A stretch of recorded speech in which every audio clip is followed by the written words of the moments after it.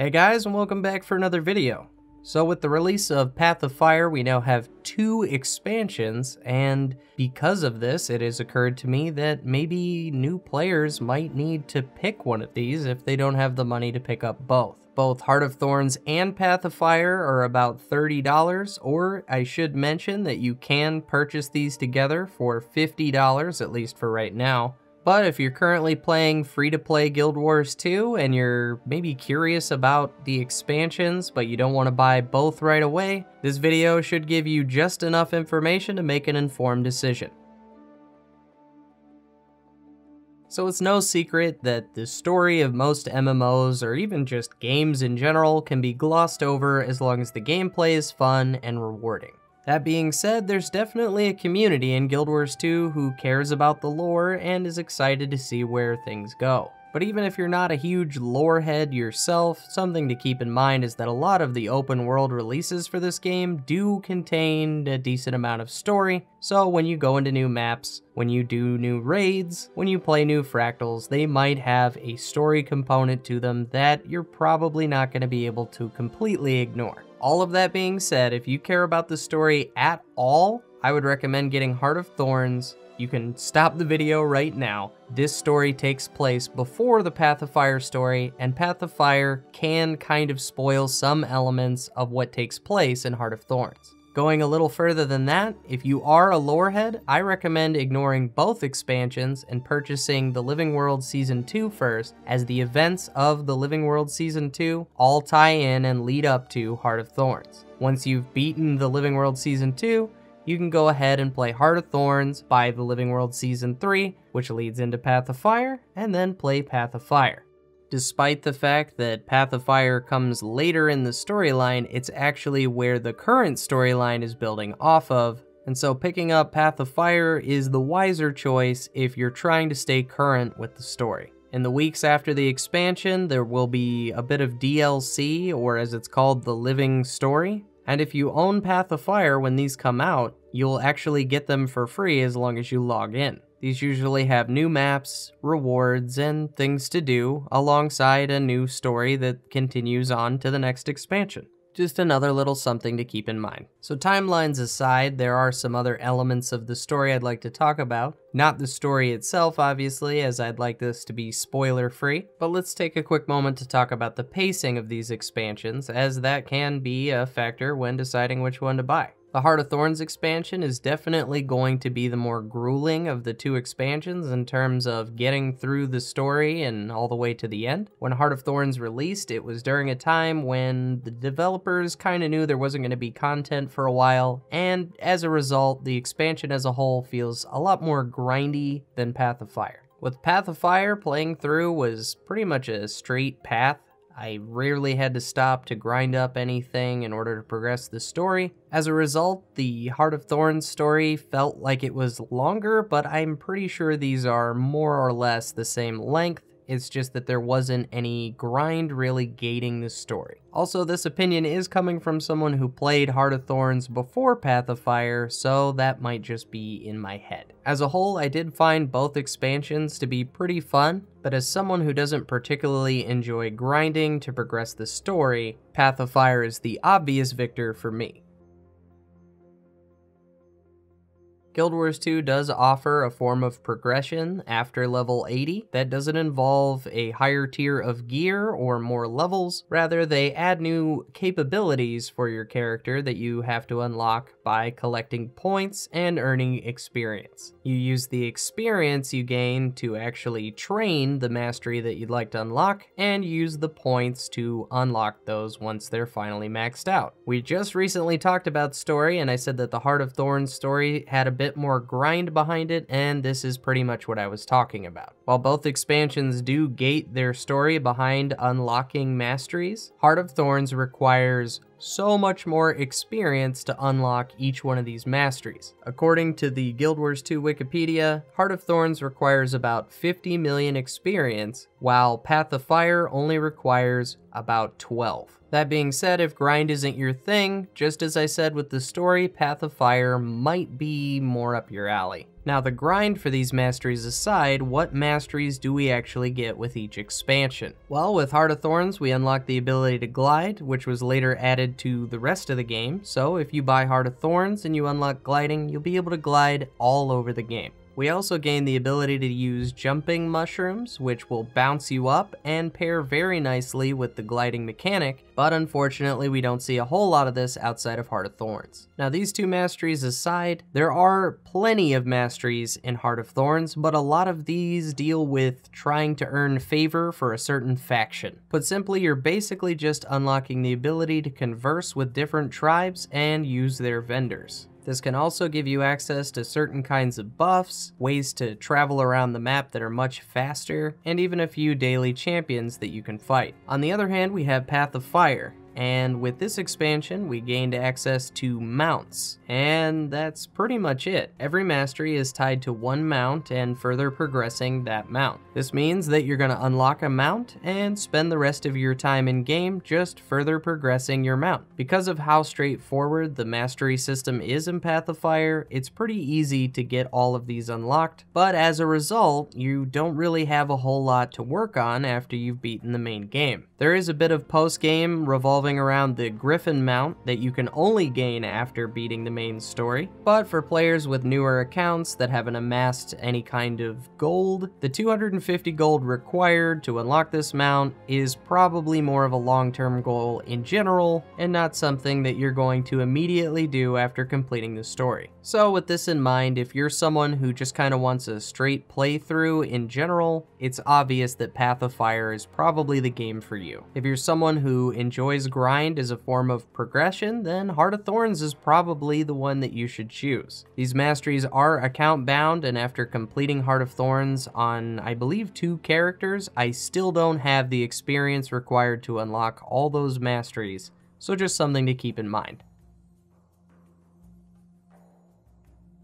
With both of these expansions, you gain access to 9 new elite specializations, and if you're unfamiliar with this, it's basically just another form of progression at max level. Unlocking an elite specialization will change your profession's name and give you access to 1 new trait line and a new weapon to use. This may not sound like a whole lot, but this can drastically change the way you play the game. Unlocking an elite specialization works the same way as leveling up a core profession. Unlock hero points and use those to unlock your class. Just as in our previous topics, Heart of Thorns tends to take a bit longer to unlock the elite specs. The reason behind this is that the hero challenges required to unlock these elite specs tend to require more than one person. The enemies you fight to unlock these are pretty powerful and require at least a few players to take out. That being said, there are definitely parties on these maps that are just there to unlock elite specs. Now, it's because of this that Path of Fire, as you might have guessed, is much easier to unlock your elite specs, and this is because most of the hero challenges only require you to complete. I would definitely recommend Path of Fire for anybody who likes to play alone rather than in a party. Now you've got a gist of how to unlock these, or at least at what pace you'll be unlocking these, but we do have 18 elite specializations. Now this video would be very long and misinformed, as I haven't even played all the elite specs yet if I went down and talked about each and every one of these, but I will make mention of a few things. Firstly, the Heart of Thorns elite specs are still definitely used in today's meta, so don't worry if you've come from other MMOs or other games even, where when new content comes out it trivializes the old content. In fact, 2 of these elite specs from Heart of Thorns are pretty much irreplaceable. The Mesmer elite spec Chronomancer has access to a lot of buffs, and because of this, it's become kind of a staple in raids. Similarly, the Ranger elite spec Druid is basically the best healer in the game right now. Now, just because these 2 have very defined roles doesn't mean that the remaining elite specs got swept under the rug with Path of Fire, but I just wanted to give a good example of how previous elite specs still matter very much in the current metagame. As of making this video, the Path of Fire expansion is only a few months old, but it's already pretty clear that are pretty hard-hitting, selfish DPS professions. Now that's not to say that professions in Heart of Thorns don't act the same way, but there weren't exactly new additions to the support area of the game. Meta aside, it's entirely possible to play any one of these elite specs across both expansions in pretty much any content depending on your party. If you should look into an elite spec before actually making your purchase, you will see some posts talking about how certain elite specs are better than other elite specs. Just keep in mind that they're referring to top DPS numbers in raids, and that's basically it. I would recommend looking into the elite specs, but mostly just to see if it's your playstyle. So if you've played Guild Wars 2 longer than about an hour, I'm sure you know what a dynamic event is. What you might not know is that in certain maps or in certain expansions, you gain access to what is called a meta event. Meta events behave the same way as regular events, they're just much larger in scale. This means coordinating an entire map worth of people around one central objective. Heart of Thorns has several large map events like this, and they are still ran to this day. So again, don't worry that this content has somehow been trivialized by the new expansion. The Heart of Thorn meta events are actually quite long to complete at times, making failing one of these events hurt all that much more. Successfully completing one of these events gets you some pretty good standard loot, but in addition to that, you're going to get some map currency that you can use at those vendors I mentioned in the Masteries section to unlock different stats for your gear and weapons. Now obviously that's not all you can spend the currency on, but as this is for more or less new players, I felt like that was probably the thing you'd go for before any other reward. Now, as I said before, Heart of Thorns was made during a period of development time where they knew there wouldn't be content,